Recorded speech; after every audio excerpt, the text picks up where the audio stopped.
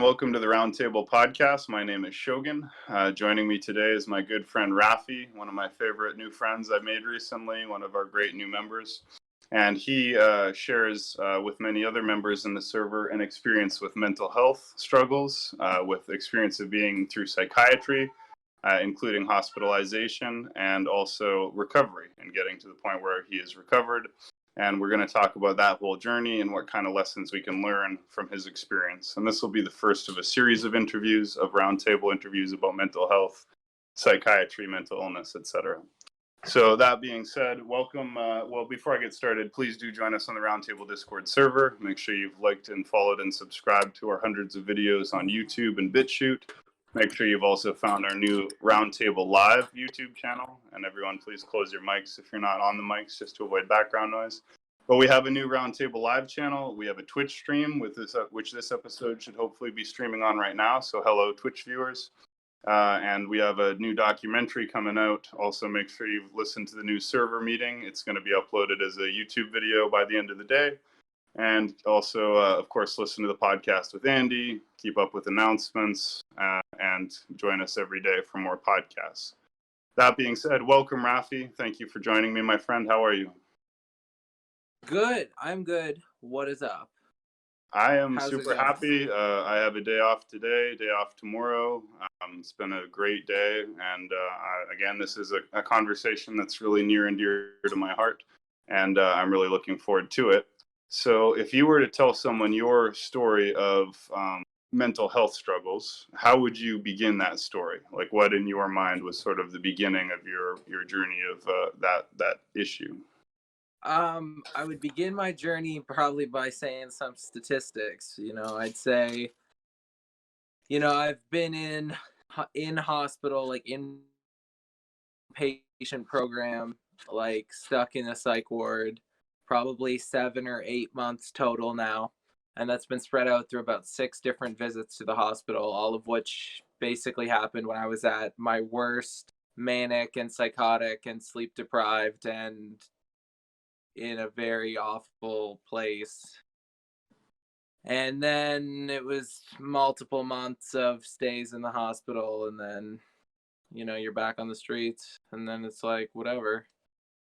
Right. But I mean, my very first hospital visit, I got extremely out there, and I went to my friend's house, and they were on a lot of benzos, and they took a lot more as soon as I showed up, and we left to go try to find abandoned houses to to break into and like get stuff and pawn it. And we couldn't find any houses, but my friend was blacking out and passing out the whole time. And I put them back in their house, and I end up going to somewhere else and trying to like get someone else, but I get lost, and I end up going back to my house like 2 a.m. And my mom's like calling the police when I walk in the door. And she's like, she hangs up. She's like, he's here, whatever. She hangs up. I stay up literally all night. I wrote like a fucking 12 or 15 pages of a script for a movie. And I like slice my hand open and try to like sew it together with a sewing needle. And then I like wake up in the morning and I'm like, I'm fucking leaving. Like, I'm driving away and I'm gone. So I filled my car with probably 300 or 250 pounds of shit, like just to the brim, completely full. And I drove away, and I like spun off the road and just happened to not crash. And I like just kept driving, and I was like, well, whatever. That was scary. And then I'm in the pharmacy.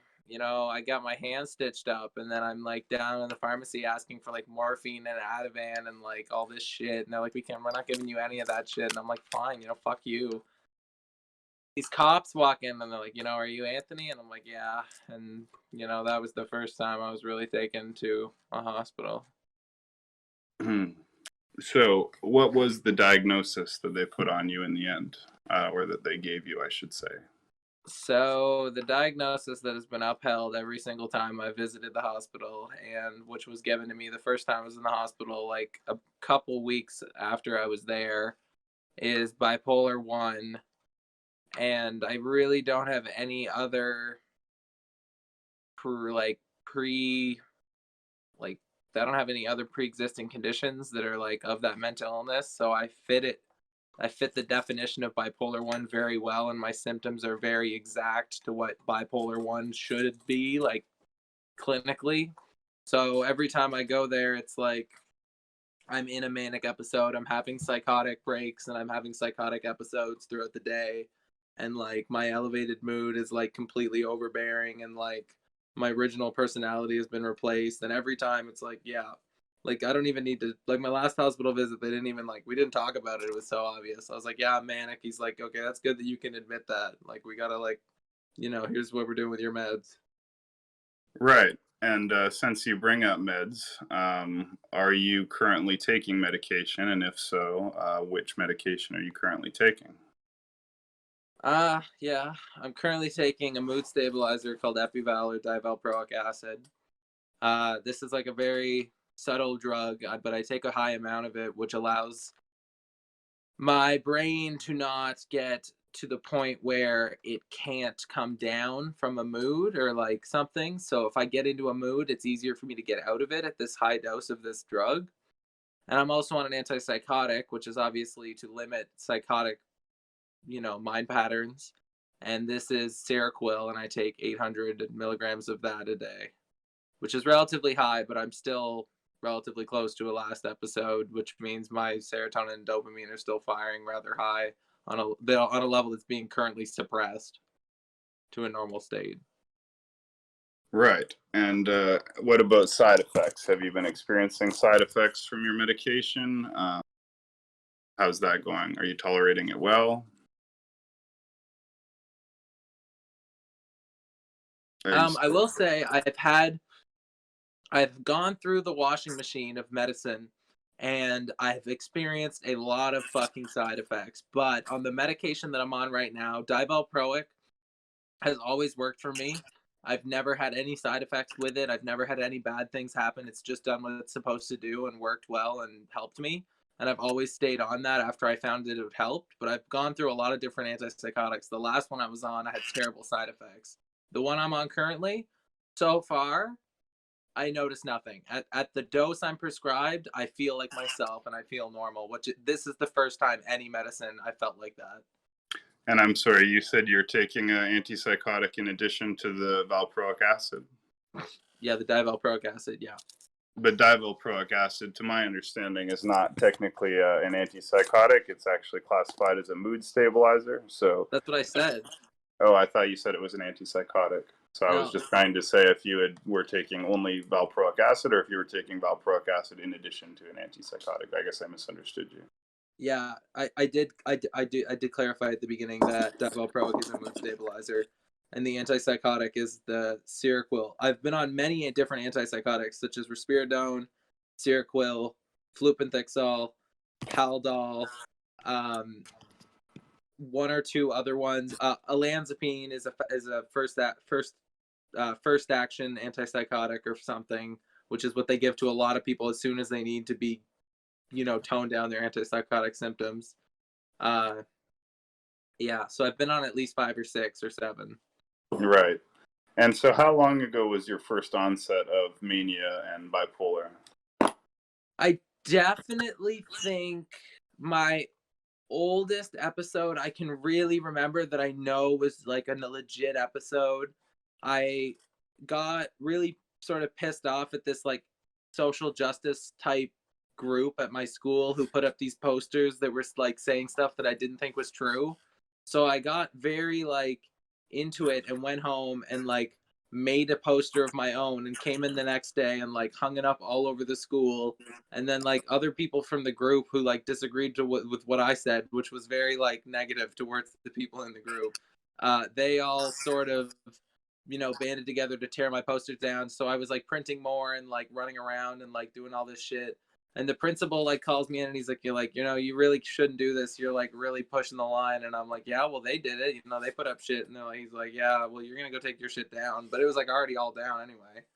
So I went home and I posted my sign on Instagram. And then this guy comments like how stupid like I am. But he was making all these terrible points. So anyway, over the course of the next 2 days, over the weekend, I made like a 22-minute YouTube video essay basically saying how much of an asshole and an idiot this guy is, And then I like posted it on YouTube and like made a link to it on my Instagram so everyone could see it. And I came in and got expelled for a week. And I did some pretty weird shit like the next couple days too. That was definitely one of the earliest things that I can always look back, and I've done this for a long time. I look back and I'm like, that's definitely a manic episode that I had when I was undiagnosed and unmedicated and like still high functioning and not really showing symptoms often. Right.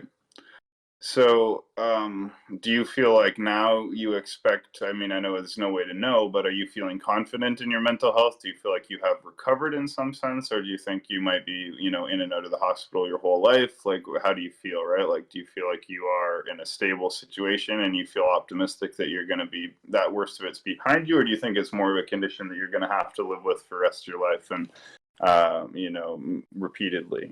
I mean, Well, obviously we hope for the best, but I'm just wondering how you're feeling right now. no, yeah.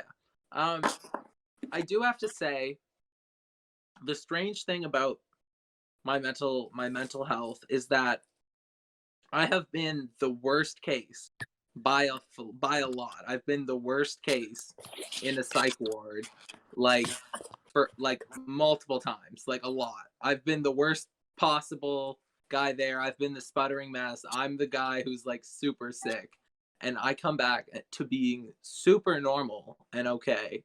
And it's because it happens during certain times. Certain times I'm not having these episodes. Certain times I'm not showing these symptoms. But when I do show these symptoms, I need extra medication.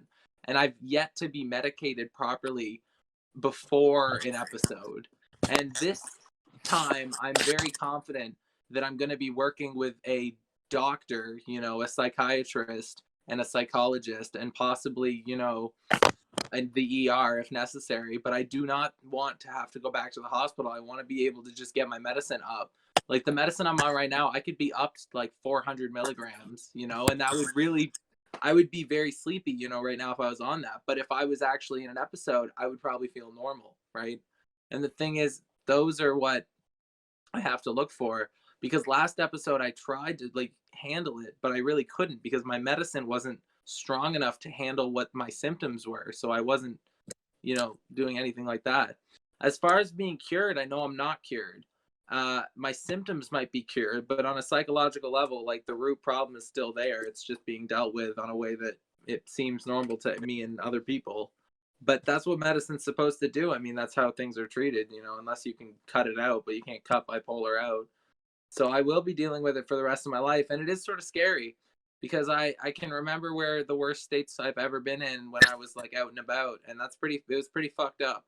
And it's like sort of scary to think that like some point in the future I could get into another state of mind like that and like want it and enjoy it and like be getting joy out of this like awful, sick, manic, psychotic craziness. But at the same time, I know when it's coming and I can feel it. And I really think at this point in my life, I will be able to deal with it and I will be able to find someone who can give me the right medicine and do it properly so that I don't have to go into the hospital for another month and a half or month or 2 months.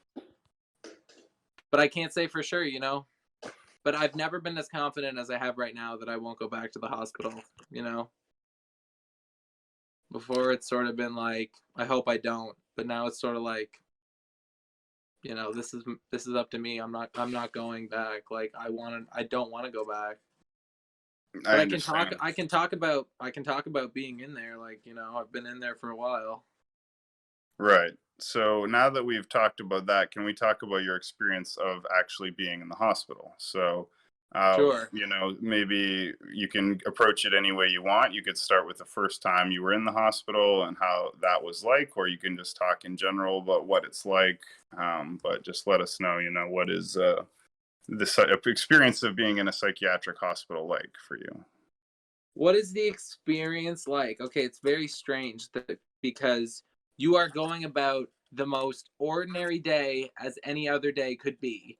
And suddenly, through some circumstance, you are thrown into a place where you are completely locked in, and all of your physical rights, every one of them that is related to any item or any place or any physical activity you could do with someone else or anything that and any familiar environment is gone. And when this happens, some people crack. Some people become very neurotic. They return to mind states they used to before, blah, blah, blah. Me, I just go quiet. Like I go into like mental reserve mode, and like I go into save myself. I need to like save what I know and still like return on the other side as somebody that I can recognize. And whenever I go in there now, it's like it's simple because I know all the rules. But I will say the first time I went into the hospital, it was a tragic experience because I'm about to leave my province. I live on an island. I'm about to leave this island and drive somewhere, and I've got no money. I've got a day and a half's worth of money, and I'm about to leave, and these cops just catch me, and I'm like sitting in the back of a cop car and in handcuffs. I had like knives and like wire and cards and lighters and grinders and like more knives and like crazy shit all over me. And they're like throwing it on top of the cop car, asking me what it is. And I'm like, I don't know, man. I just thought it was cool. And they're like, all right, well, whatever. They put me in handcuffs in the back of the car. I fucking hop my arms around so they're still in front of me. But when you do that, your arms are sort of at a weird angle because it's like you didn't adjust them properly or something. So then I'm sitting there and I'm meditating, and the guy's like, what are you doing? And I'm like, I'm meditating. You can't take that away from me. And he's like, fair enough, but we're still doing this. I'm like, I didn't say we weren't fucking doing this. Fuck you, dude. I get this is happening at this point. And he's like, yeah, okay. So we show up. He throws me in a room. I sleep there. I wake up and I'm like, I'm leaving. I'm leaving this place. Fuck this. So I like get all my shit. I'm walking out. They're like, where are you going? I'm like, I'm out. I'm peacing. They're like, no, you're not. And I'm like, I'm peacing. And they're like, they push me back to my room. This guy who's my age, way shorter than me. Like I'm looking down at this guy. He's like pushing me back. He thinks he's all that. He's like scrawny as shit.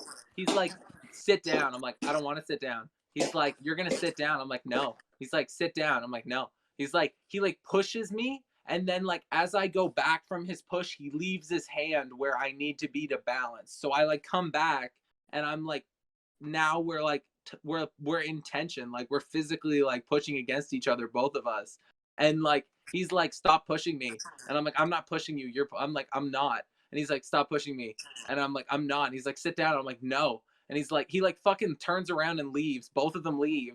I hear him like talking in the hallway, and this fucking like fat fucking short guy walks in, like grabs me, puts my arm behind my back in like the brake hold or whatever, walks me like one door over to like a solitary cell, just fucking pushes me in with like nothing, none of my shit now, pushes me in there, closes the door and locks it. And I mean, that was a pretty terrifying experience all in all, because I was in there for about 3 days, like without leaving. So, having been through this experience, are there any things that you think were wrong that should be changed about how the mentally ill or those who are going through mental health are treated by the psychiatric system? In other words, if you had to give recommendations or suggestions of what could be changed, what would you suggest, right? How could they have served you better in your situation than they did?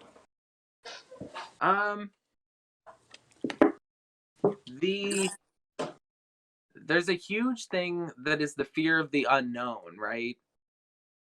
And hospitals are a whole thing, it's a whole big deal, and everything that goes on is all rules, and everybody knows all the protocol, and they've got a million things going in a million ways. So the worst part is when you get chucked out of your own life at your worst moment, and now suddenly you're in these white rooms, and it's like you're given no support, but you're given no guide. I had no clue what to do after I was in there for 3 days, going crazy, going awfully mad. And then they come in and say, we're taking you to somewhere else. I'm like, great, am I leaving? And they're like, yeah, you're leaving this place. And I'm like, sweet. I'm like, I'm leaving? And they're like, yeah. I'm like, no, I'm not. You're not letting me out. And they're like, dude, but yeah, we're moving you. And I'm like, what does that mean? And they're like, we're moving you. And they leave. And then like 5 hours later, they pull me up to this like they're walking through doors and doors and doors, and they finally walk me. I'm like so confused, like I have no clue where is anything at that point. And they like roll me up to this room, and like it has no window, and it's just like a dark room with like a UV light. And I was so scared because I didn't know anything. I didn't know what was happening. I didn't know who these people were. I didn't know jack shit, you know? And it's the fear of the unknown. And like they need to be much more clear about the things that are happening, because there's legitimately no psychological or psychiatry or any reason to keep people in the dark about what they're doing, because they don't give people info anytime it's psychological. Anytime these people are in distress, anybody in distress or a state of anxiety, they will not tell them anything. They will lie to them. They will try to trick them into doing things and not tell them the reason. Like there needs to be so much more openness about what is happening, because there's legit no reason not to. I agree. Yeah, transparency, openness of communication. Is there anything else that you think maybe would be helpful uh, for example, the families of mentally ill people, and in particular people who have family members who are bipolar? Would you give them any advice about how to understand the condition better and to support you better if you have such a condition? Well, the thing people who don't have bipolar, who are in the life of somebody with bipolar, which if you have if your family was somebody with bipolar, you're automatically going to experience that stuff, right? The thing they don't understand is what it's like to be in a bipolar episode, to be in that state of mind, to actually have lived it for the past 2 weeks or whatever, to actually be that deep in that mental hole. People don't realize that it's a mental illness. People don't realize that it's something that, you know, this person is doing. Like, I am like actually here talking to you, thinking, and like people will look right past you. And the only reason they do that is because they don't understand what the state people are in are like. They like think they're so off kilter and they're so wrong and not normal anymore. And then they're happy when people are thrown in the hospital and people are like happy to look aside. And it's very easy. Like my parents were not supportive my first like couple times. Like they were like very ill advised about what bipolar was, and like I didn't know about this what I was in either. And now that I know like all of the symptoms, I know all of the traits, I know all of the medicine, I know all of the treatment plans, and I know everything, like at least in Canada, about the inpatient programs. It's like I've got a pretty good hold on the whole thing. A lot of my episodes lately, like after my first year, like I have a lot more influence over keeping my own control, because there's things that come up and I just know their symptoms. But like if there was a way for these people to tell you what these symptoms are, they don't even try. They need to at least tell you what your symptoms are. They just tell you your diagnosis. I like the like they don't tell you, you know, this is this and this is this and this is this and you're experiencing this. They know all that, but they have no intent to share and no intent to tell you anything. I don't know. Like they need to be able to like share the news that they know and like talk about the things that are going on in your day, because they're there and they take notes all day and they record everything that happens. They know what symptoms you experienced today, and they don't even tell you like this is this and this is this. And then if you knew that, you would be able to tell what's happening. These people don't know what meds they're on. They don't know what the meds do. They're on them and they don't even know the name. They don't know the name. They don't know the class. They just think it's whatever. They tell them it's for anxiety. They tell them it's for, you know, they tell them it's for their anxiety. They tell them it's for their stress. They tell them it's to put them in a better state of mind. They tell them whatever, and they hawk them full of these drugs these people don't even understand. And they don't even pass out water properly. So these people are dehydrated. The meds are still going around in their system over and over because there's no water change, there's no flush.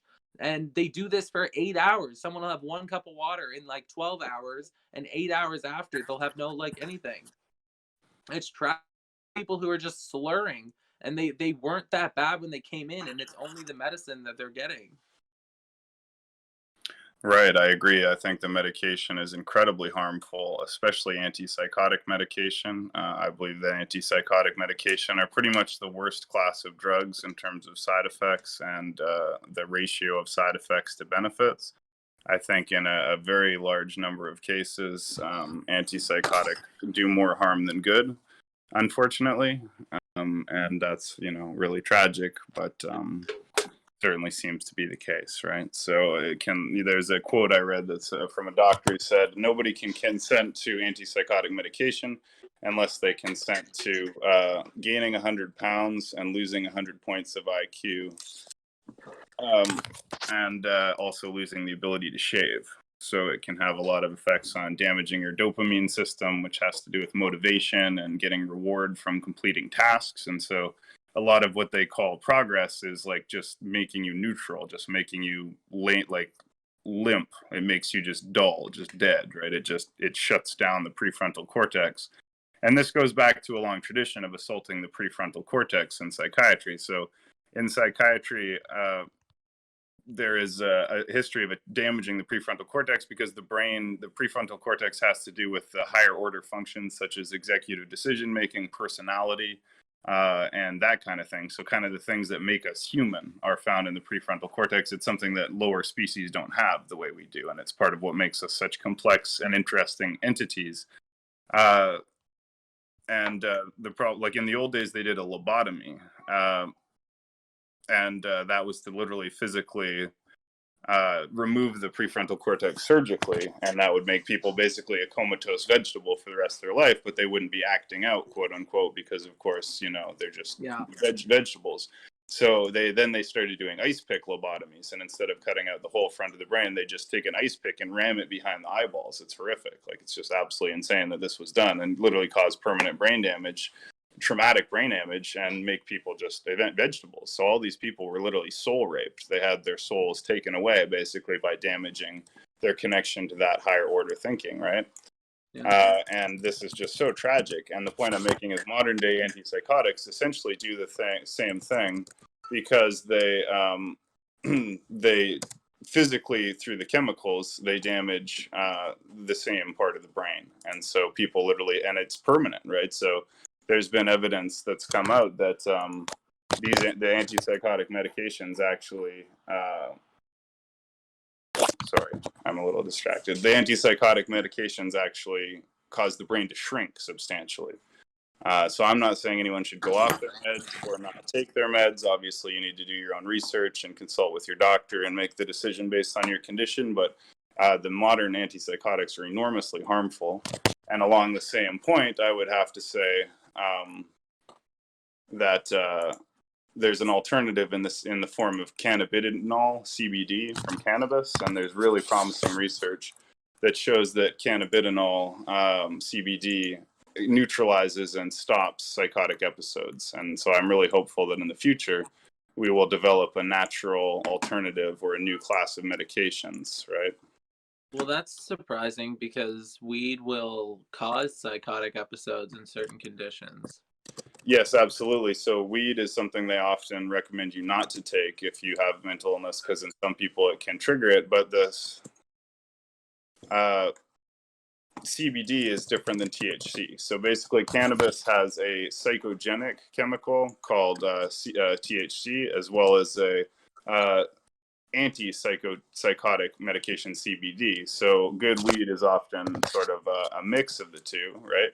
And if there's a healthy ratio or a healthy balance, then weed is less likely to cause these kind of effects.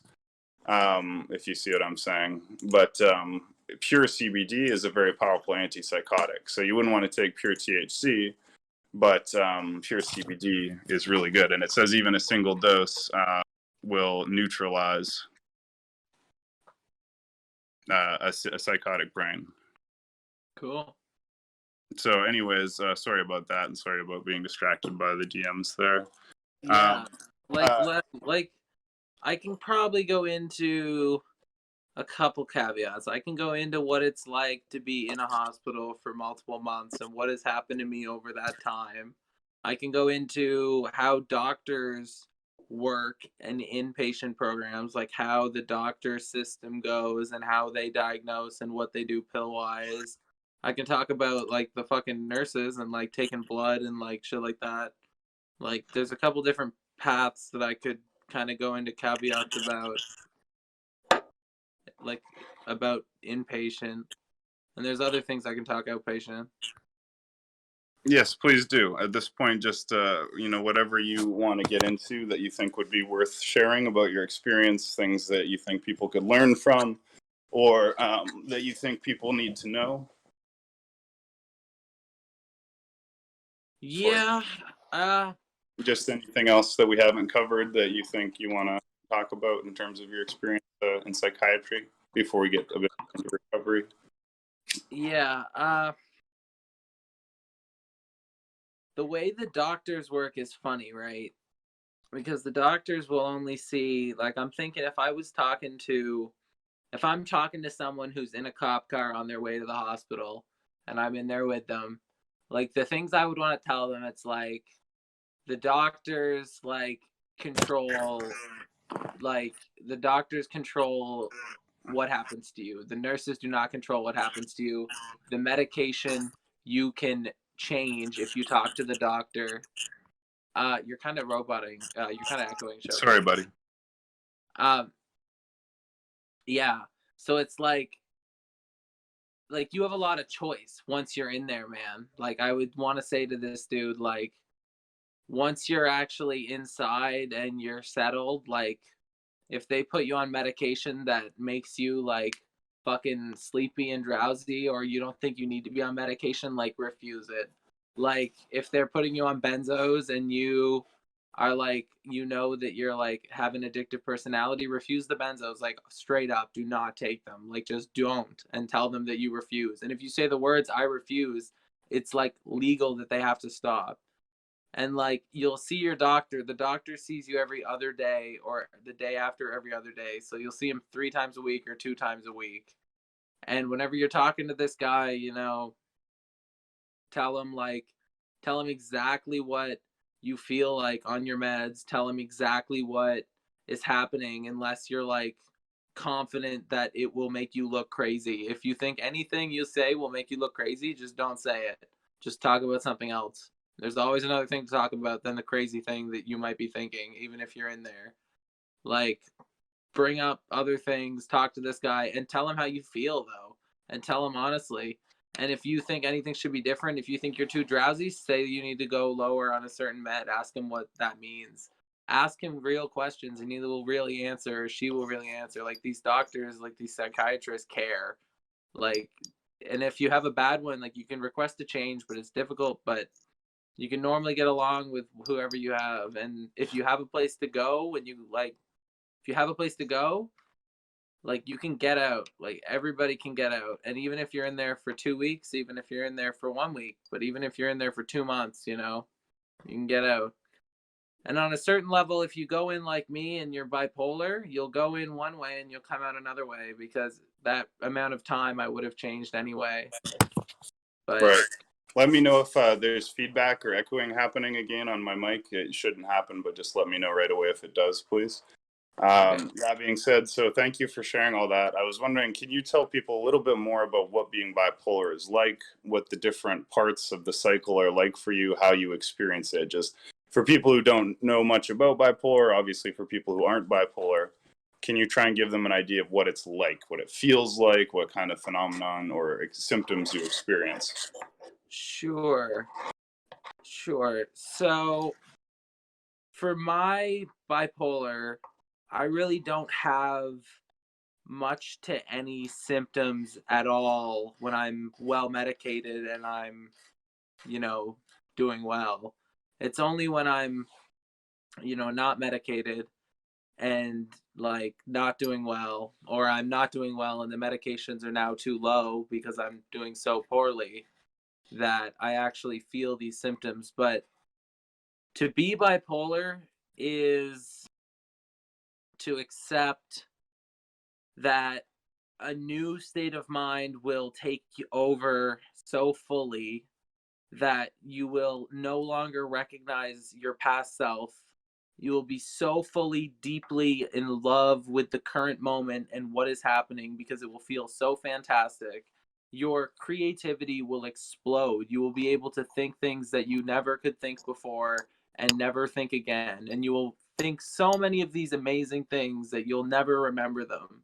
And the state of mind that you're in will be possibly extremely jovial, extremely frenzied, extremely mad, extremely irritated, because irritation can happen immediately, because as soon as somebody introduces a new idea that doesn't fit a bipolar symptoms state of existence, it becomes irritating to now acknowledge the other person and things like that.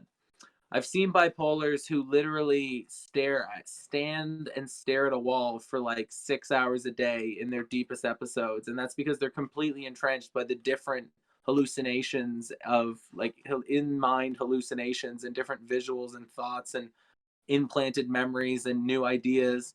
And bipolar can induce seemingly like you're hearing voices in a certain way. It's almost as if you're getting the ideas from another voice, but you don't really hear them necessarily. Like, it's pretty stupid to be, it's pretty stupid and it's pretty crazy. And it's pretty like, it starts off so well every time. It's always like, I can now do a new thing. I can now think a new thing. I now know something. And then it's like, well, now that I know that, I can do this and this. And then you actually can do those things. And it's like, wow.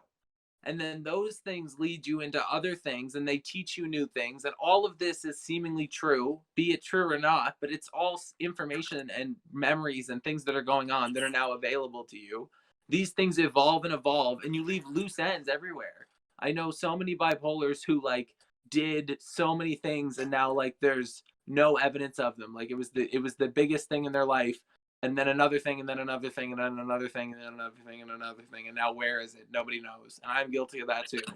And like when you're in these episodes, if you're at the peak, often I wasn't, and normally I don't know, but normally I don't.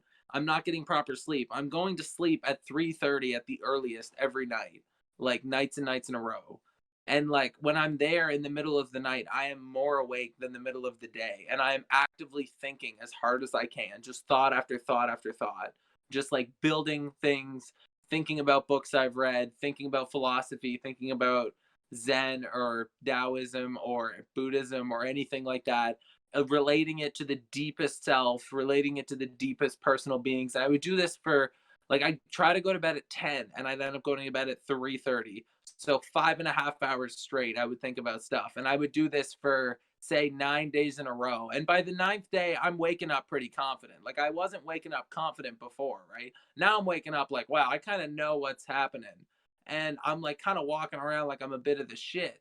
And at this point, you know, I've made quite a scene in whatever scene I'm involved with, be it my friends, be it my girlfriend at the time, be it my parents, if I'm like, you know, close to them at this point in my life, be it any online presence. I'm making quite a big fucking scene. If I'm not being careful, if I don't really care, and if I, you know, think I'm righteous and I think I deserve to do this stuff. And the part that I always hate is, you know, I'll go and I'll get medicated and I'll get released and I'm back to normal. I'm legit back to what I was before. But I can't think as well as I used to be. Like there's the obvious truth. I wouldn't be thinking about the stuff I want to be thinking about. I would not be myself. I wouldn't be the guy who wants to think right now, but the guy who wants to think right now wishes he could think better. And if he was psychotic, he would be able to think a million things in a second, pick 20 of them, explode all of them, fractal off every piece of information into the entire matrix of reality and all known data points, and connect everything to social issues and current culture, including myself, my own life, everyone I'm related to socially or bloodlinely, and everything that's going on the internet in every source I can relate to. All information completely available to me to select and mix with another piece of information and explode into something that relates to everything infinitely, to do that over and over for hours, to be able to speak any language I want, like any type of vocation, to be able to speak any truth, manipulate, be frenzied, teach truths, lecture, like be a friend, be like a good listener. But at certain points, then I just boil over and I'm like, I can't control my own mind anymore. I can't control my own body anymore. I can't control what I'm going to say or what I'm going to do. All of the things I'm doing, I have to like, I'm like diffusing a bomb, like I could blow up at any second. And yeah, it's kind of like I can still think at that time, but I'm more so freaking out because I know I'm not myself anymore. And it's like, I know I sort of kind of fucked up when I let it get too far. And normally it's like, at a certain point, I'm like, holy shit, how did I not know I was psychotic? And it's like, sometimes I legit just don't notice, but like sometimes I do. And I am like getting so bad. And at a certain point, you forget. At a certain point, you get so lost in what you're coming up with, and you get so involved in the ideas that are happening that you just think this must be the thing. This is it, baby. Like, we fucking found the cave, yo, and the treasure's here, man. And you're sitting in your bedroom at like 1:30 thinking like, well, if I go to bed right now, I might have like 6 hours of sleep, might have 7 hours of sleep, and you end up getting like a mixture of between 6 hours of sleep and maybe 11. Just wake up next day at 4. Something like that. And I mean, it's completely random. You have no control over what's going on. These ideas that are coming to you, you're not the one who's deciding the source. Like, you're not choosing to talk about something that you heard. You're choosing to talk about an idea that popped into your head because you're thinking about 1,000 things and they're all telling you different ideas. Like, that's not really you handling the ship. And it leads to so much things because it's mental illness that's doing this. Huzzah, here's the truth. You have a deficiency and things are different in your brain and whatever you want to say. And I don't know what the truth is, but something's different and it's causing you these things. And when that happens, it's like you might think you're the most original guy in the world because now you understand like this specific thing and you've been in this state for weeks, and suddenly it's like there's 80 to 120 years of research on these exact episodes, and people know exactly what to do and walk into this room and how to treat you to get you back to a normal state of mind, and they will treat it like an urgent problem because they know that it causes so much trauma and can break someone and ruin their life so thoroughly. And this person sits there and they're like, you're a fucking idiot, you have no idea what I'm going through. But it's like, it's so well documented, it's crazy. Like, this is one thing that is so good about bipolar because so many people experience it and so many of them have repeating episodes, so once they're discovered you can monitor their future episodes. Like, there's a lot of info on what happens when somebody gets bipolar, and they follow very similar trends. And you think, oh, I'm in a fucking enlightened state of mind, I'm in the best thing I've ever been in, like, I'm thinking all this stuff, I've never been better on this sports team, I've never been better on this thing, like, I'm this great guy, I'm this thing, I'm this huge label, I'm this huge icon. And it's like a nurse could walk up to you on the street and be like, those are delusions of grandeur. First off, you're having clang associations that are making you think that rhyming words that you're associating have some sort of relation, and that's why you think that you're actually this person, and that's actually why you think you're so grand. And all the symptoms, like the reason your heart's beating so much and you're talking so fast is because you're manic, and like the different states of mind you have are because your brain chemistry has changed and you're psychotic. And then hands you some medications, wait 40 minutes and you'd be normal. And it's like, people don't realize that, like, they think they don't know. They think the doctors have no clue what's going on in their head because, like, they don't tell them anything, but like, they've got a fucking clue, dude. So, as much as I bash psychiatry, I cannot bash the storing of knowledge about these conditions because they have been very well documented. But like, how we treat them today could be a million times better if using all of the shit that I'm talking about, all of these documents. They don't use that type of shit. They're not trying to treat it as if they know what it is. They're trying to treat it like they know how to solve it. They don't want to understand you. They want to treat you. They don't care about understanding you. They only want to treat you and get you out. Like, and this treatment idea is what happens because they're not trying to understand, they're not trying to teach, they're not trying to improve, they're not trying to alter anything. They want you to understand basic, like, docile commanding concepts that will make you return to a state you to think the same way you did if you actually give up the concepts they gave you. And it could potentially help you calm down in a state that you might even not even want to calm down in. Like, all that's great, but the research is absolutely there. And there are plenty, there's like documentary after documentary after short after short after file of bipolars talking to doctors and people acting like bipolars talking to doctors. And all of that stuff is exactly the same type of shit that all of us say.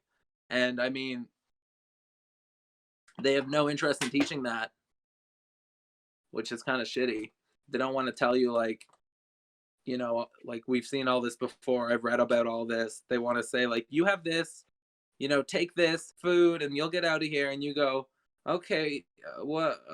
You don't know what to ask. You literally don't know what to ask. If you don't know shit, you don't know what to ask. If you walk, if like you, if none of, if you're like, if you're hearing me and you don't, if you've never been in a psychiatry, like a psychiatrist ward, and maybe even if you didn't hear this, whatever, you walk in there and you've been taken in for the Mental Health Act, so they're allowed to take your rights away, like, and you get thrown into a room, you have no idea what to say. You have no idea how the rules work. You have no idea to do anything. They'll want to give you drugs. They'll tell you have to take them. They'll say, you got to take this right now. And you'll say, I really don't know. And they'll say, come on, the doctor wants you to take it. You have to take it right now. Everyone takes their drugs. Like, you really have to. And they'll make it a scene. And you don't, if you don't know how to refuse, like, they will punish you. They will yell at you. If they know you don't know, then they know that they can do whatever the fuck they want. And it gets buried. And they will literally look at you with a crooked eye and say, I don't know what you're talking about. And you'll say, fuck you. And they'll say, go to your room. And then they'll give you more meds. If you make a scene, you're donezo.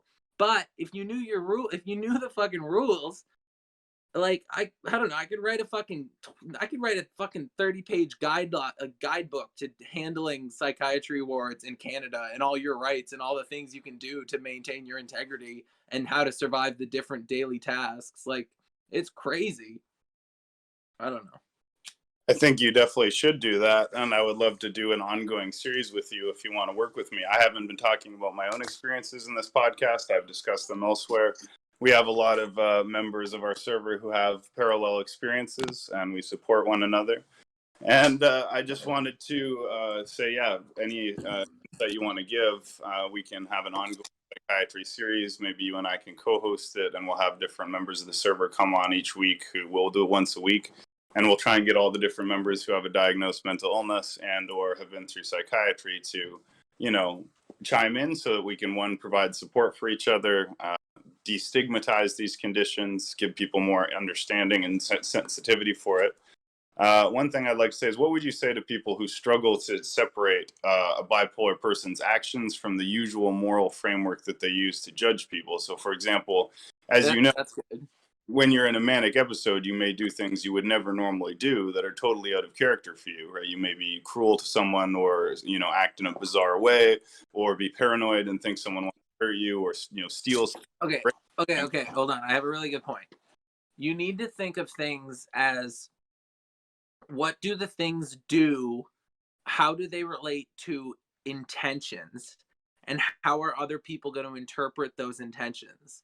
So no matter how many good people, like how many good, like how many understanding people view you, if they're close by to people who view the things you've done as alternative intentions to what you had, because your intentions in the time are very outlandish, they're very specific, they're very creative, they're very one line, you know, one shoe fits all type thinking. And the things that people do when they're bipolar, like, and they're having an episode or they're experiencing symptoms, you know, like say your mother, say like if your mother, you know, they, like, you guys have never had pets and it was always sort of a rule to not have pets, and you have a bipolar episode and you go out and you buy like a huge pit bull and you just bring him back to the house with food and water and everything when your mom's not home, and you feed him for days, and she comes home and she screams at you, and you can't understand at all why she would be yelling at you, because this dog, you need this dog because this dog understands you and you met it in this place, and you need this dog to help you, and it'll be so great whenever you just get to do this and this and the dog's involved and whatever. And you have no clue why your mom would be so against the best idea you've ever had. And suddenly your mother's like turning it so that she's yelling at you like, you broke the rules on purpose and you don't give a fuck about me and you're seriously just trying to act out and be a crazy asshole right now and you just want to be a cunt and break all the rules and all this shit and like you weren't allowed to have a dog and you brought it in here and suddenly your whole mind stops. You're completely empty of all thoughts and everything and you look back and you say like, why would you think that? And you're about to go on and like they're so mad because that's where they were a second ago and that's not going to change, and suddenly boom, you're fucked. And everything you say from that point, you're starting to try to play the game, you're starting to go back to trying to talk socially. You're not in your head, you haven't been in your head like you were for the past 3 hours. Now you're conversating, or the opposite, whatever, like whatever happens. People don't understand whenever you're in an episode, the things you do are so specific. They're so strange, they're so, outlandish. Like there's a book called Brilliant Madness, it's so brilliant. Some people, like some people get bipolar and they like do 100,000 amazing things. And it's like, wow. And then like they crash or they fuck up more like normally, or they like mess up a lot. And then like, there's things like you need to clean up the pieces. And it's like most of the pieces are like people, right? It's like you need to like resolve what you've caused with people because they've taken your intentions wrong. And the thing is, you can't remember your intentions, and your intentions are so specific that it's like if you try to explain, it's like, why do you have this dog? It's like, well, you know, in Eastern religion, when the sun rises, it's because, it's the god Ra and whatever, like, and because God Ra rises, the land is empty and needs to be filled with vessels. And I am one of those vessels, but each vessel needs a partner. And right now I can't have a girlfriend because I've been hurt so many times. So I need this dog partner, and this partner is all my life. And you go to the pound and you find this dog and it's like, oh my God, I love you so much. And you guys bond and you hug and you kiss and like it's in the car loving you, and you get food and feed it right there. And you get home and your mother's there and she screams at you, and like there's no fucking way to convey what you were just thinking. Like there's no way, and it sounds stupid as soon as you remember it, but you accept that it's still valid. Like the conclusions you've made are still valid. And you get in situations where you're fucking stuck. Like I've gotten into places where it's like my mom is like, Anthony, give me your keys right now. And I knew if I give her my keys, I'm not going to leave the property for like at least 2 weeks. And I still wanted to be able to drive around and fuck around and get weed and do shit. And I was like, I like pulled out my keys and I was like, if you are physically capable of taking these from me, go right ahead. And she was like, fuck you, man. Like, I can't do that. And I'm like, I do know that. And I like put my keys back in my pocket and I went to my room. And this was like the night before my first admission. Thank you so much for sharing that. So I want to ask, you mentioned the connection between genius or brilliance and creativity and productivity with bipolar. Hold on. My mother is coming outside and she's probably going to bitch at me. Hold on. Give me a second. Sure. Should I continue or do you want me to be quiet for a minute? I'm not.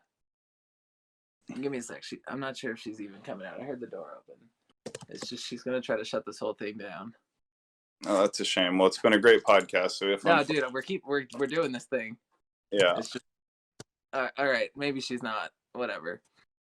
Okay, continue, please. I'm sorry. Yeah. So you mentioned that bipolar is connected to things like creativity and intelligence, and I just want to point out that's true. I posted articles before that show that actually the genetic pathways associated with creativity and intelligence are literally the same as those that express in bipolar. In other words, bipolar is essentially a mutation or an expression caused partly directly by excessive intelligence and creativity. And in that regard, bipolar is somewhat unique among mental illnesses, because most mental illnesses are obviously very impairing and they're disordered pathologies precisely because they reduce people's ability to function. And of course, bipolar can be severely debilitating, but as you know, it can also paradoxically be almost like a superpower where you can hyper process information, you can function without food or sleep, you have unlimited energy, you're fearless, you're very euphoric, and you're more likely to be creative. People with bipolar are more likely to be intelligent and creative. So it's sort of a double-edged sword. And there's another There's an Actually, it's a triple-edged sword, because then if they get over medicated, now they're neither of those states, right? Well, and that's what I concluded, right? So I realize that I have a tendency towards, what you might call madness. And I also know that many people, most people who've known me well, have also described me as genius, right? My ex-wife, my family, my sisters, people who know me well have called me a genius, but I'm also obviously crazy at times. And many people have noticed that madness and genius are two sides of the same coin. Or as Joe Rogan said, madness and genius are next door neighbors and they borrow each other's sugar. I think Aristotle said something like there is no true genius without a touch of madness. There's many different people who have observed this, and it's almost like your mind is so wide open to information and ideas and creativity that you can channel. There's another expression that goes, it's the cracked minds that let in the light, right? So it's almost like that break in your sanity is what's letting in something outside of other people's normal ability, right? Most people are in a mental box defined by sanity. If you're willing to or able to be insane, you can actually think things that other people, as you mentioned, would never be able to think. But Yeah, there's another, and then you can also like write a book overnight. Like I've multiple times I've written like yeah, huge amounts of writing in very short periods of time, or even the server, right? The incredibly productive way I made the server, the incredible amount of time and energy I put into it, the incredible vigor and enthusiasm and fearlessness which I used to do it, right? If I can say so myself, was a lot of to do with bipolar, right? Because bipolar is associated with risk taking. So you're not afraid of risk. It's associated with creativity, with having a positive energy. A lot of the time, when you're hypomanic or manic, you can be very exuberantly enthusiastic, and that enthusiasm can be contagious and can be channeled in positive directions. And there's a lot of famous people, like even Winston Churchill was bipolar, right? And he successfully prosecuted World War II. Kanye West, famous musicians, often actresses, writers, poets. But I wanted to also ask you about one other aspect that you could say is another silver lining about bipolar, which is unusual, which is the mania, right? Because mania is many things. It's elevated mood, decreased need for sleep, energy, but it's also euphoria, right? It's actually a feeling of pleasure, happiness, joy, and pleasurable emotions. So can you talk a little bit about your experience of mania? Like how does mania feel to you? yeah. See, the thing is, I studied like enlightenment, like I studied Zen, like I studied, the the the practice of enlightening yourself, right? So I would occasionally reach states of mind that were somewhat new often. And then when I would have a bipolar thing and I would get manic, I would get to the point where my sight, like this is just expanding on the truth that you summarize, my sight would get so heightened and like visually sensitive that I felt like I was like on a low dose of mushrooms or some shit. Like I could see everything. It was as if everything was like already in my head and I'm just remembering it whenever I look at it, to things that I just barely glanced at all over. And it's like Hawkeye vision. My mind is running better. It's not running faster. I never understand when it's fast. When it's fast, it's anxious. When it's manic, it's running efficient. It's running crazy well. You're thinking things in the background and then you're hauling them up just to like dissect one piece and throw it back into like the fire. Like you're running at like the way that your brain could run if you were on like a drug that is made specifically to make you like the best writer in the world, if you wanted to like crash and burn in 10 days. Like, yeah, it can be a superpower, but the thing is, when the mania and the psychosis bridge, the question is very difficult, because when you're manic, you're elevated and your thoughts work better and your processes to think and remember and your subconscious works better. And that all happens when you're manic.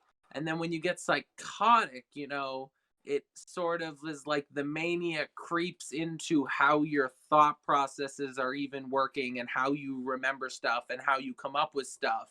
And it's psychotic because it's psyche hypnotic, right? Your psyche is being hypnotized, right? So the thoughts that were now super energetic and useful are now, you're now neurally, neurally hypnotized, psychotically hypnotized. You're hypnotized to your own psyche now. So it's giving you all this information. Your ego is running with it and thinking stuff. You're hearing all these thoughts. And since you are so invested, you have to be identified with it. So now these are your thoughts and they're not just things in your mind anymore.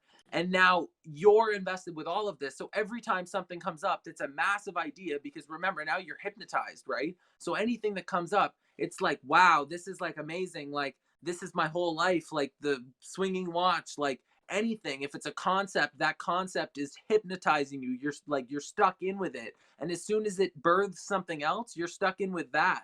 And the psychosis triples or doubles with the mania, because the mania is letting you do this for as long as you want, on no food, no sleep, no need to know what day it is, no need to remember anything else, just experiencing the only things that are happening in your mind that you are now psychotic about. And yeah, I mean, the bridge between that is so quick. It's like, if you go manic, you're bridging psychosis so often, because the mania creeps into how your thoughts work and it puts you in that state of mind. But mania can help. Like if you get manic and you do like some stuff and then you take your meds, like say like your meds are low enough that you get manic near the end of the day occasionally, and then you take your meds, and by the end of the day, you clean your apartment or something. That's totally useful. But real mania, like a manic fucking episode, like when you just spent $400 out of $600 and you owe $500 for rent in a week, and you buy cigarettes and gas all the time, and you come home with a guitar when you don't know how to use it, and then you go and then you come home with like a drum set and you don't know how to use it, and then like anytime anyone asks you anything, you're like, listen to me, I got the whole thing figured out, and then they're like, holy shit, then they leave, and then you're like, yeah, they just don't understand, what's going on like I do, because I'm like the fucking messiah. I am this guy reborn, or I am connected to this guy, or I read this text, or I am something, and it's the biggest thing in the world, and it's like, yeah, I'm the guy, like I am that guy, and it's like, yeah, no, it's fucky, because the line between when you're fucking with the very thing that is in essence yourself, you're fucking with the processes that are your mind, you are fucking with the processes that are your processes to perceive, you're fucking with your perception of your environment. Everything that is considered you, including your very essence, can now be manipulated by this force that is causing you to release so much more dopamine, so much more serotonin, so much more neural lapses and firing, so much more shit, so many more neural connections. All of this is happening. It is bound to fuck you up and trip you, because all the things that say go ahead, this is a great idea, are telling you that for the things that are the craziest, most fucked up ideas you can come up with, because you're so lost. There's no level of understanding what is real and what is appropriate anymore after 8 hours of thinking like this as fast as possible. You have no clue what is appropriate when you like walk into a gas station or you're on the road. You have no clue what's appropriate when you're talking to your parents or like your roommate or like your girlfriend or anything. Like what is appropriate is out the fucking window. You're like, you walk up to them and you're like, listen, listen, listen, listen. Like, I don't know, but like, I'm a little lost at this point myself, but Yeah, no, thank you. And again, someone was commenting in general chat, and Valen said, what a great episode this is. He said, this is very insightful and amazing. It's one of your favorites to listen to, and it's great having you live as one of our first live interviews and the first one we've had on Twitch. And I'd love to have you on repeatedly. You're very interesting to listen to. You have a great pacing, very articulate, very insightful. So hopefully we can have you as a regular. And if you want, we could have a regular show about, cheers. We can have a regular show about mental health. That's very important to the server. Among other things, the server is a mental health support group, a place where many of us are bipolar. Ainsof was on last night. He was sharing his experience with schizoaffective disorder.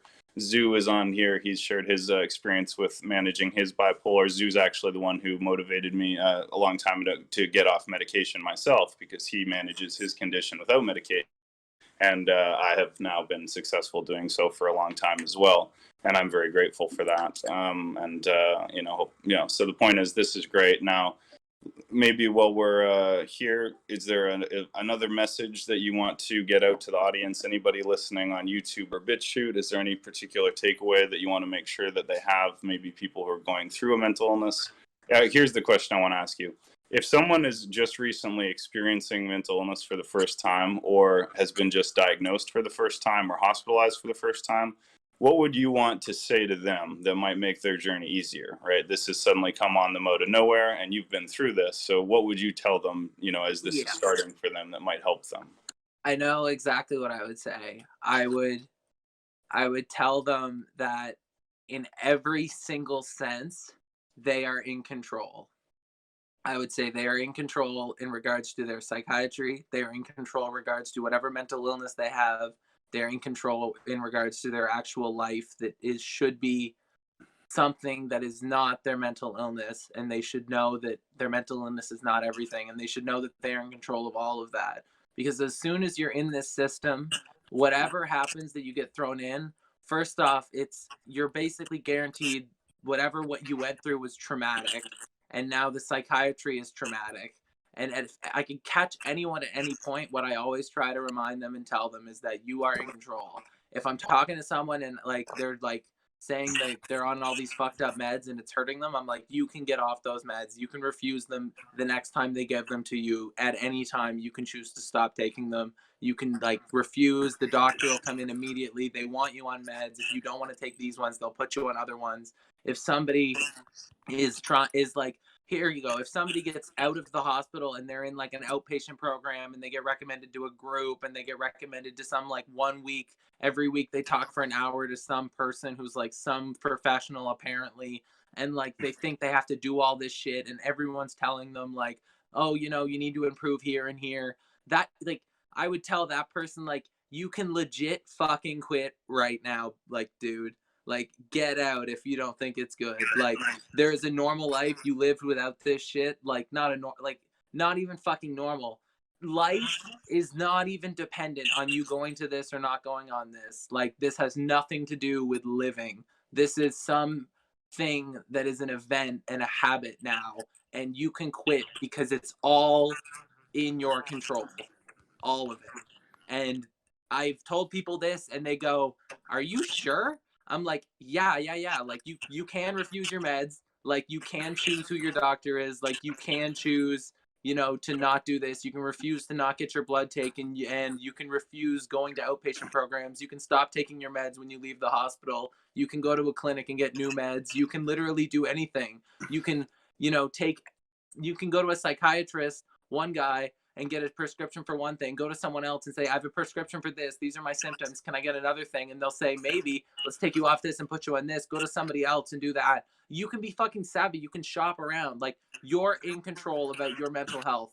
If anybody thinks they're lost souls, when they're not having an episode, if anyone who's in a sober state of mind and they're well medicated, if they don't think they're in control of their mental illness still, which is a lot of them, a lot of people who aren't even showing symptoms, who are doing well apparently, whatever. That's not to say anything about this. It's just to say, maybe they might not be doing well, but at any point, you're in control, man. If you start having symptoms, Google your mental illness, Google what your symptoms are, and you might have to look through a couple, but you'll find a 10-page list that's everything that ever has been associated with your mental illness, and maybe 20 out of 30 are sort of true. And then you start going back to how you were thinking, and it's oh my God, this is all the stuff that's happening. And I've told people what their symptoms are. I'm these are the possible symptoms for what's happening right now. This is what you're showing to me. And they're wait, really? This and that and this were exactly related to what people say this disorder does? And I'm yeah. And they're whoa. And in that moment, it's so sobering. And normally these people when after I tell them something like that, their brain goes back to normal. Hi, Mom. Yeah. Thank you. That was great. So I want to ask you one more question at least. There's another quote. Are you good to go? Oh, no, he's talking. Sorry. I'll give him a Yeah, I'm minute. good. I'll just be a Okay. second. Yeah, take your time. For those in the audience, I'll just continue. So there's a quote that says, "The shaman and the Okay, I'm shaman." good. Sorry. So I Keep just going. want to say there's Yeah, another quote. There's another interesting quote that says, "The shaman swims in the same water that the madman drowns in, or the madman drowns in the same water that the shaman swims in." So there's a sense in which the psychotic person or the delusional person in mental illness is sort of actually interfacing with something real. He's actually tapping into some extent to a real spiritual dimension, but he's not always able to make it coherent, and he gets kind of overwhelmed and confused and disoriented. So, do you believe there could be an element to which spiritual forces, spirits, angels, demons, things of that nature are actually perhaps involved in this? Well, the thing is,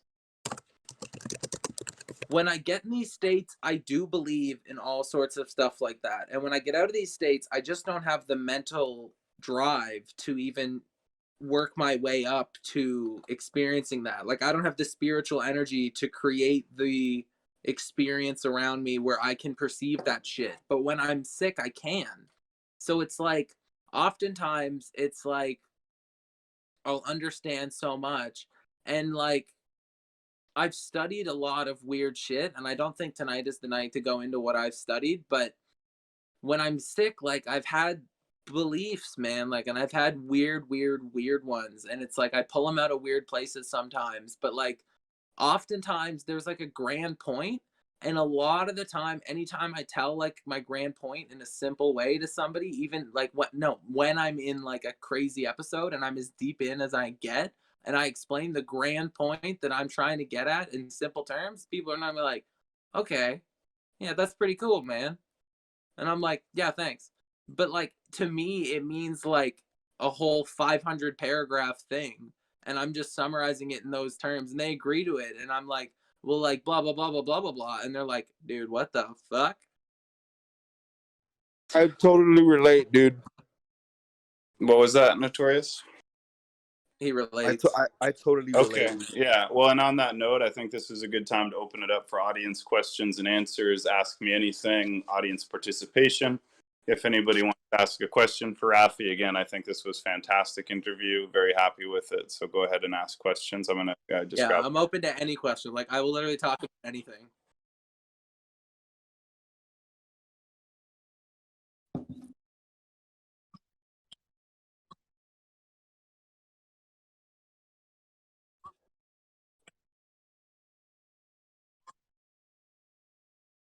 Someone you're not familiar with, you don't have like a relationship with them.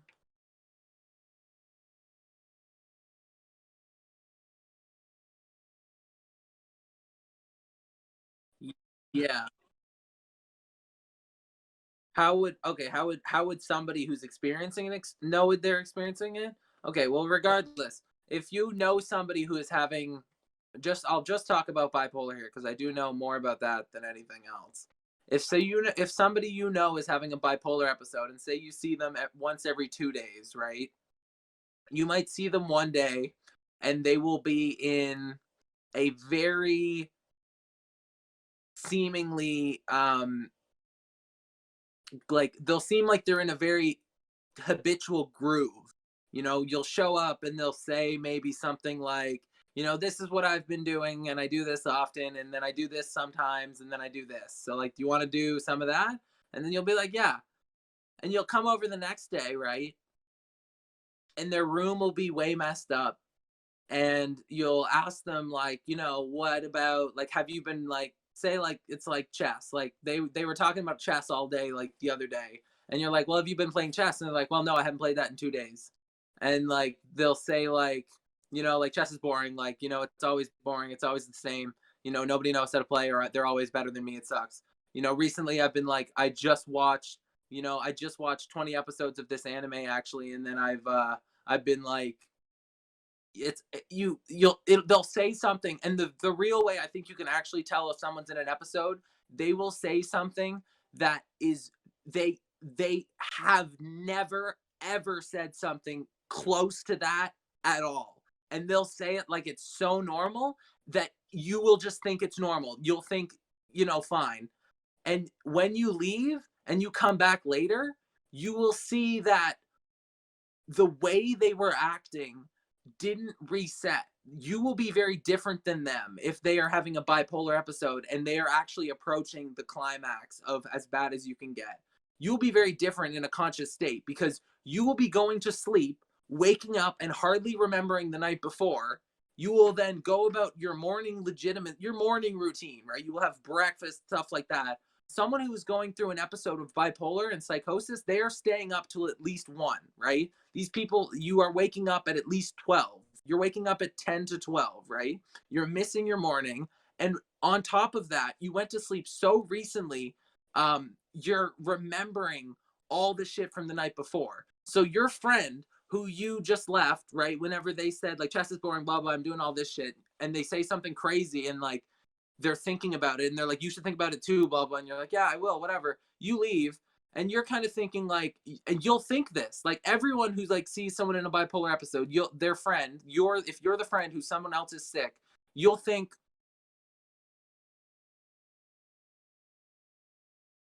are these people angry? Like, or is he upset? Or is he okay? And if you are just seeing them every 2 days, if you go back the next 2 days, like, they will just be deeper. It will be like everything that you saw before was cooking and there was no time and there was no reset. They took all of it, went for the fucking 9 hours until they went to sleep at 3 a.m. They wake up and for the fucking 14 hours until they go to sleep, they're cooking and they wake up and then it doesn't even for them, it wouldn't even feel like they're skipping a beat. They go to sleep eventually and they just wake up, they breathe, they remember everything and they go, all right, what's happening now? And if you're seeing them, you will notice it so fucking clearly and you will think something is deadly wrong. You will think something has changed. And if you ask them, they will know something has changed. They will know that they're not supposed to have changed and they will try to dissuade you. And normally people who don't know what the illness is, they will say nothing is wrong and they will believe it. And they will honestly try to convince you that because it's the truth to them. But you'll know something's wrong.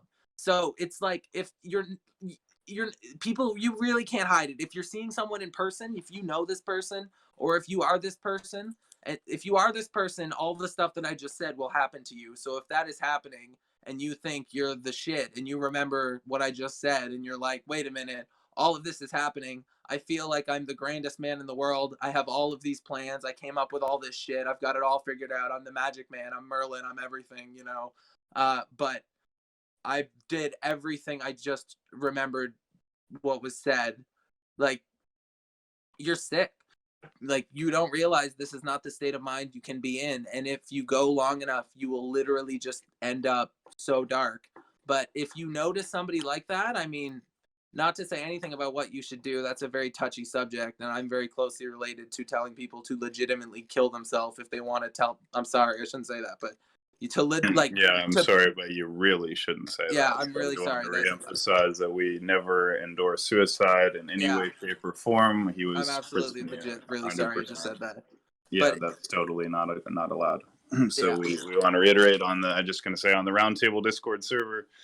Make sure you're aware of the peer support channel. It has resources for people going through suicidal impulses as well as self-harm resources. You can always reach out to me, Shogun, to Kashika, or to Ralph if you need someone to talk to. And we also will post again the suicide counseling guidelines for the server in general chat so you can see what you should do if you ever see somebody who's going through that kind of thing to make sure that you provide them with the proper support. So that being the case, I understand you didn't mean to say that. That wasn't what you meant, but let's carry on with the interview. Thank you. Yeah, I will say, like, I'm definitely available if anyone wants to DM me as well. Like, I have no intention for any of my peers or anyone on the planet to, like, go through anything or any states that are negative. But anyway, if you want to help somebody like that, the best thing to know is, if it's a bipolar episode, if you can figure out, yeah, they're bipolar or, they're diagnosed bipolar, the best thing is to realize, the person, even if they're gone, they're going to come back. And even if they don't want you in their life, you know, they're going to come back and like, you know, if you make the slightest bit of effort and talk to them whenever they're not experiencing symptoms, they will, you know, be happy to take you back, and they will be very they won't remember much, but they will know the tone is that, you know, whatever happened was sort of in the nature of whatever it was.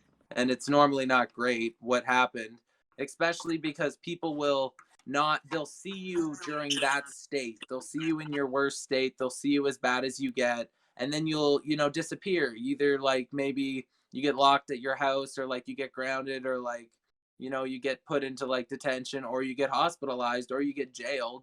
And the last thing people remember is this terrible stuff and this like crazy stuff they didn't understand, and they couldn't follow you, and you weren't helping, and you weren't reading any signals, and you weren't trying to help. And like, and when then you come back and you're docile and you're like understanding and you want support and you want to support other people, and they kind of go like, wow, that's great, but what the hell? And if they don't know what's going on, it's very confusing. And people can be like, when it happens and like when it starts, people can be like, why is this happening? Why are you doing this stuff? I have no clue. I've never seen this before. This is really weird. This is as weird as it gets weird. And the person is like, what are you talking about? Like, this all makes sense. Are you not on board? And like, if you don't know what it is, man, like it Yeah, can be Raphie. scary. I'd like to ask the next question, man. Sure. Yeah, man. So how did you know, this disorder and stuff? I know you mentioned earlier today that you had a relationship, you know, with your girlfriend or ex-girlfriend, I believe. How did that affect your relationship? And did she have any of the same type of tactics that you've had, or you know, illnesses when it comes to mental health? Same tactics as in how to deal with it?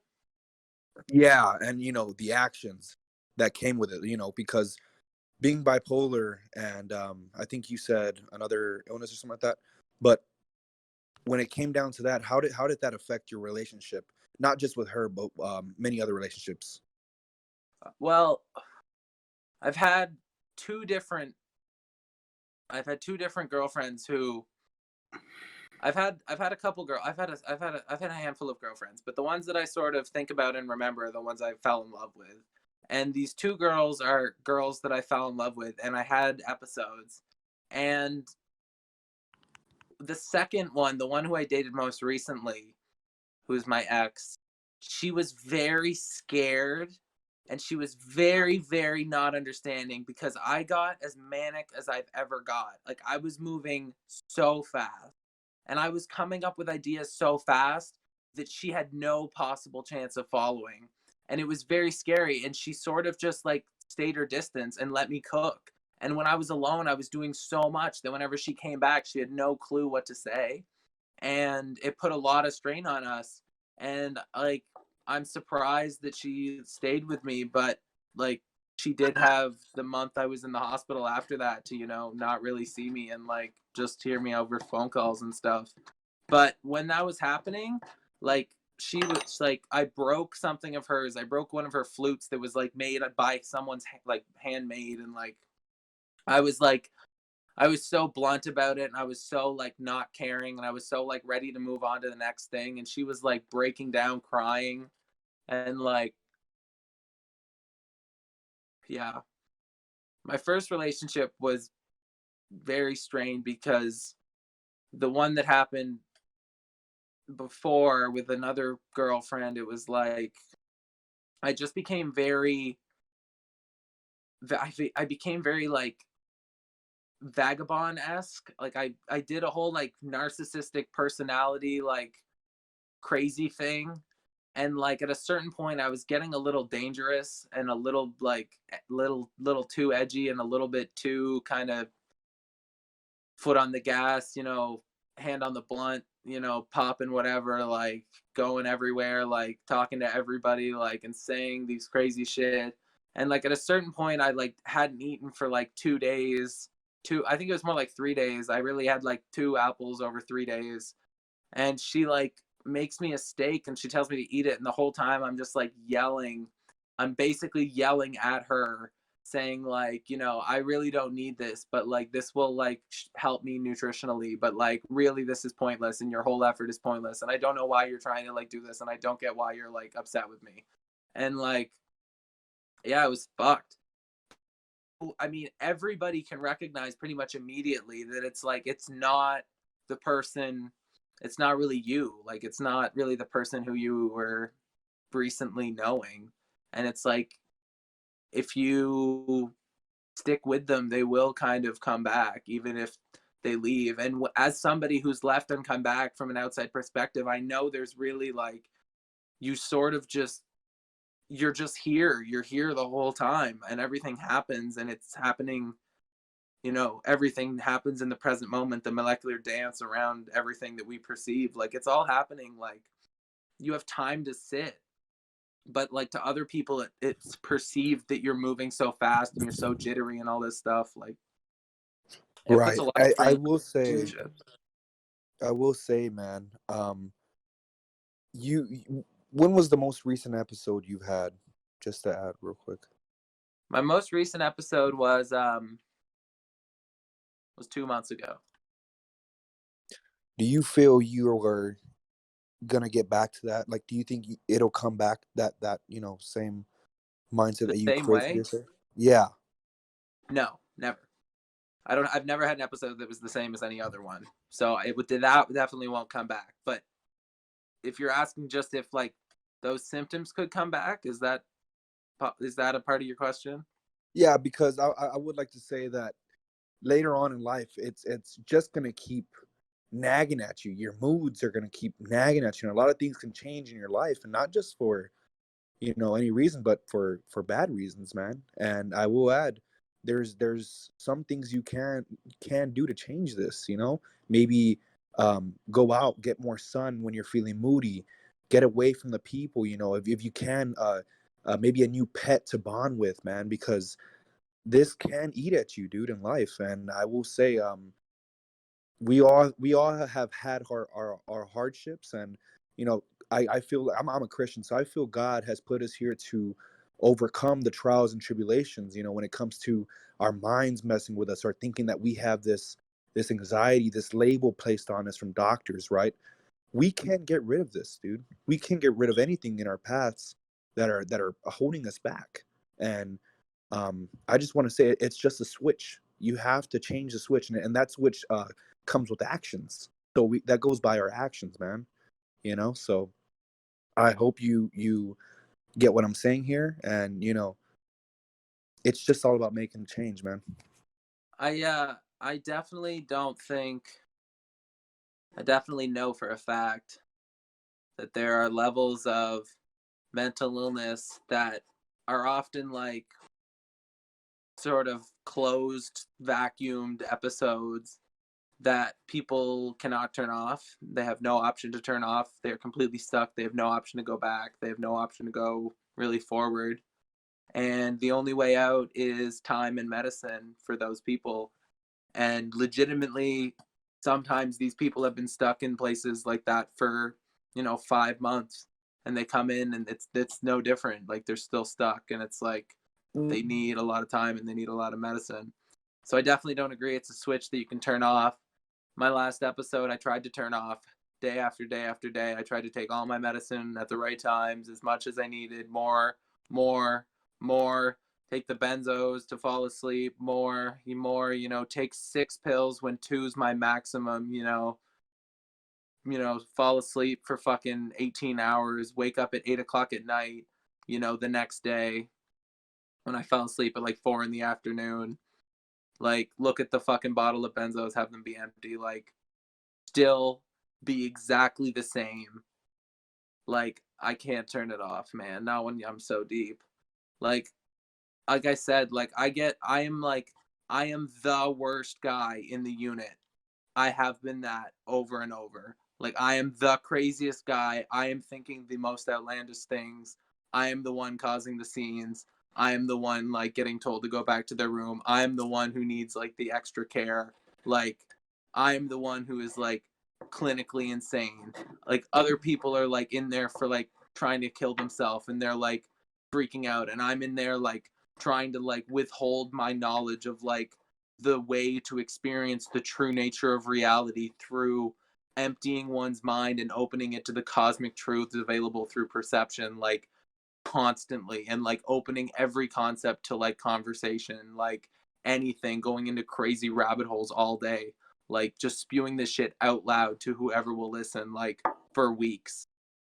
And like I can tell you honestly, the medication I'm on is what's making me this normal, and I like being myself. So I definitely don't think I'm going to take, I'm definitely not going to stop taking my meds and flip a switch in my brain and be normal, because that's not really the facts of the situation. And that, I mean, some people, they had a thing, they get put on medication, they're on medication for a while, they think it helps them, they stop taking their medication, they feel completely normal because the thing is over and they're back to a normal state of mind, and they're really not mentally ill constantly, and the medication isn't really needed anymore, especially if they stop taking it for a little while, and suddenly they just live without the medication that they were just on for a year and a half. And that's not flipping a switch. That's because they were fine and they were taking meds that were making them feel fine, and they stopped taking the meds and they feel fine because that's how they feel.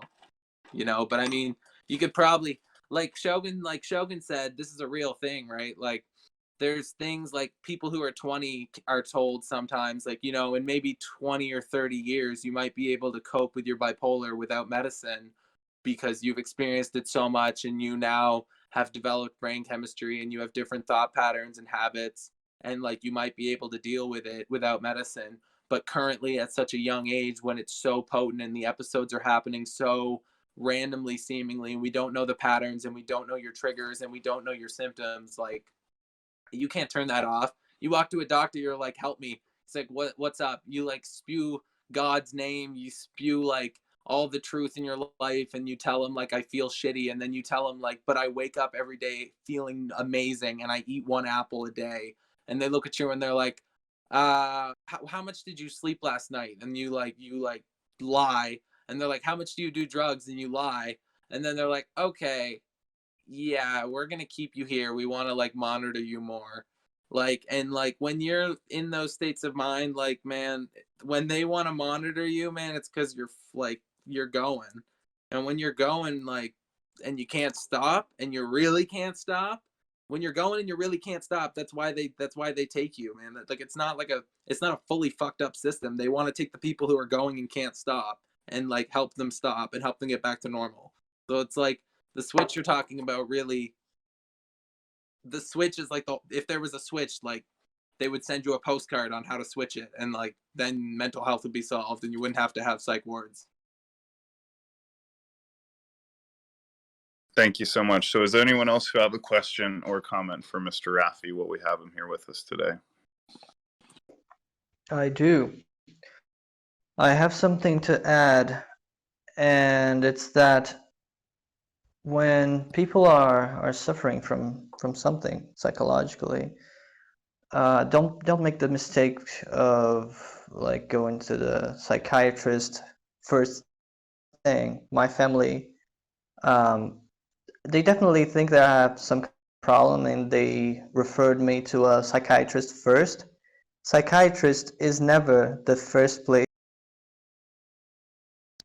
Sorry, some random people started calling.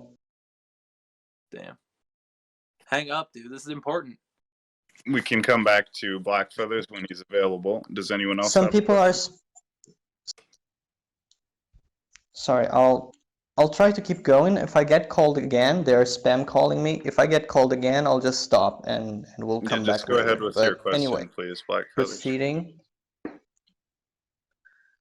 So the thing is, to me, as I see it, it's much more reasonable to start with psychology, and specifically cognitive behavioral psychology, because they are more pragmatic in their approach, and they can definitely, if required, refer you to a psychiatrist later.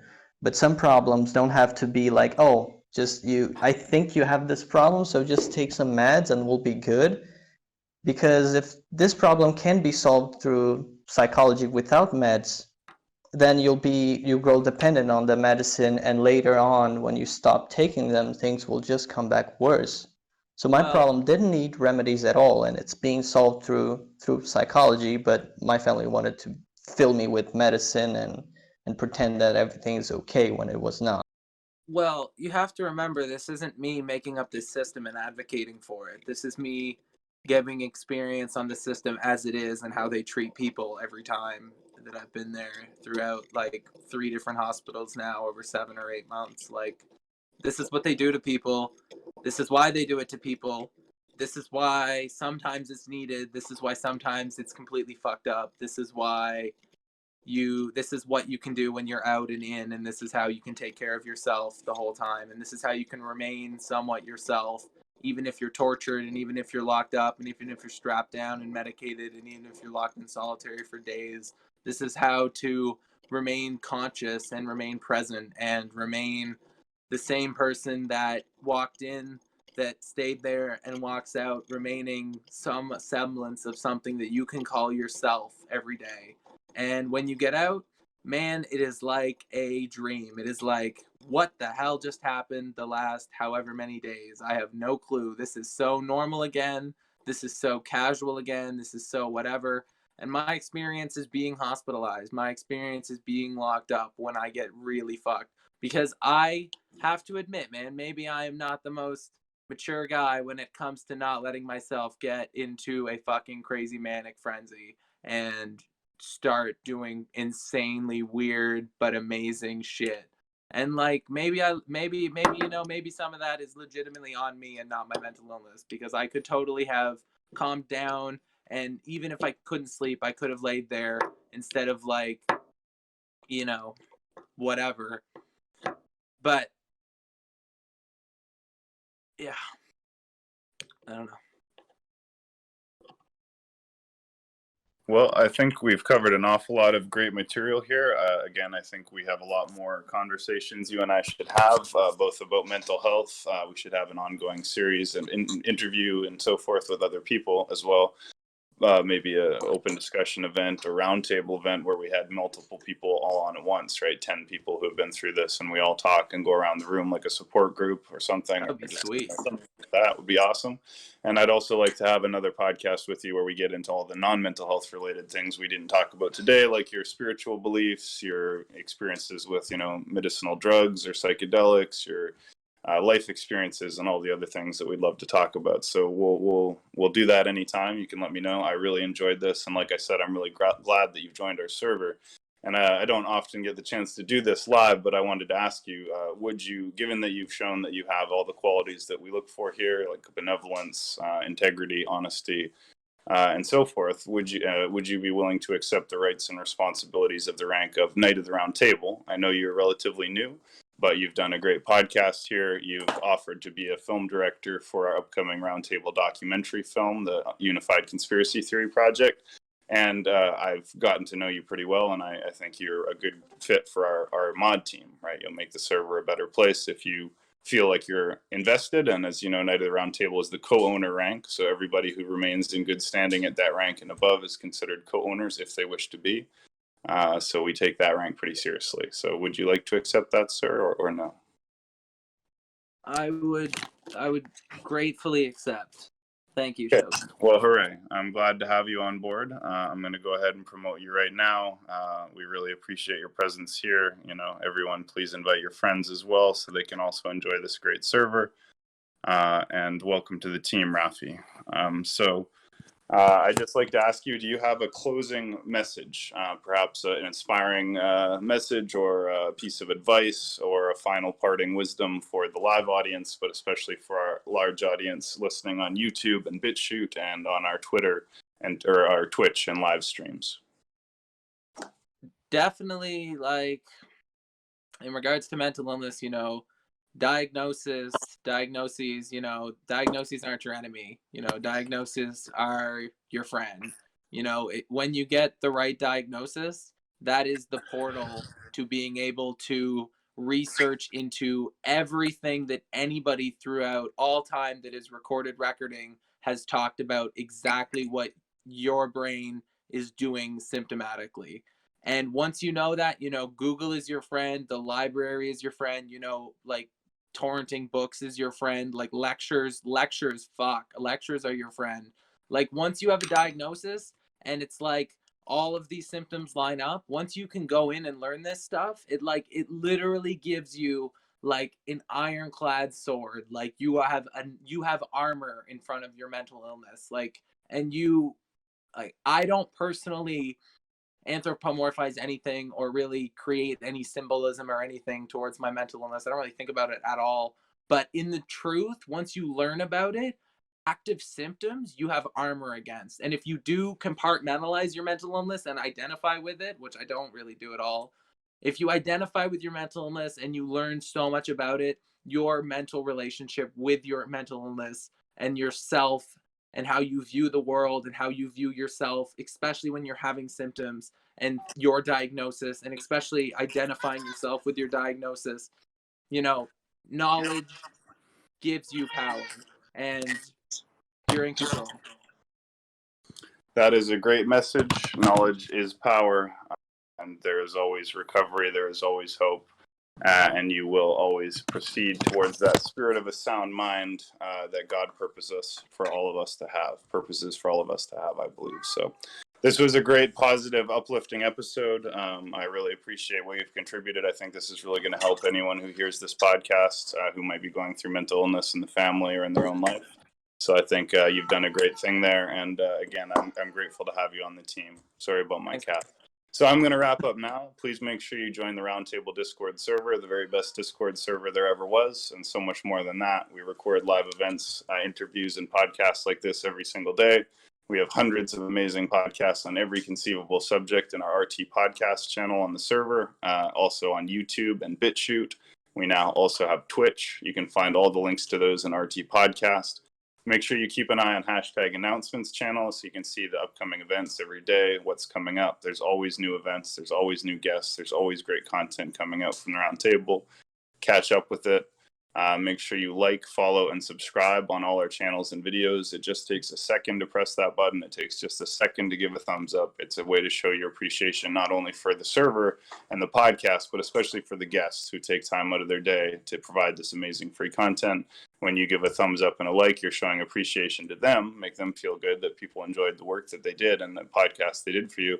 But also it helps other people to discover these podcasts so they can get this important information, which can help them, might even save a life someday, right? This kind of podcast about mental illness. So get the word out, share these podcasts, invite your friends to the server, leave us a 5-star review on Discord, let them know what you like about the server. Every little piece helps. It's an all for one for all kind of mentality here.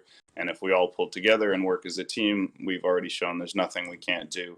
The positivity here is incredible. The benevolence and the social movement here. We're going to make a difference in the world. We're going to spread awareness. We're going to fundraise. We're going to help the poor and plant trees. And it's all possible because of you guys. So God bless each and every one of you. I love you guys. Thank you so much. And don't miss the new server meeting upload. You can find it in announcements and RT Podcast. It is a YouTube video that is the amazing historic server meeting from the other day, which brings about a brand new era for the Roundtable. We are now in it. So welcome to the new day. And thanks for being with us, guys. And God bless you. And thank you for being with us.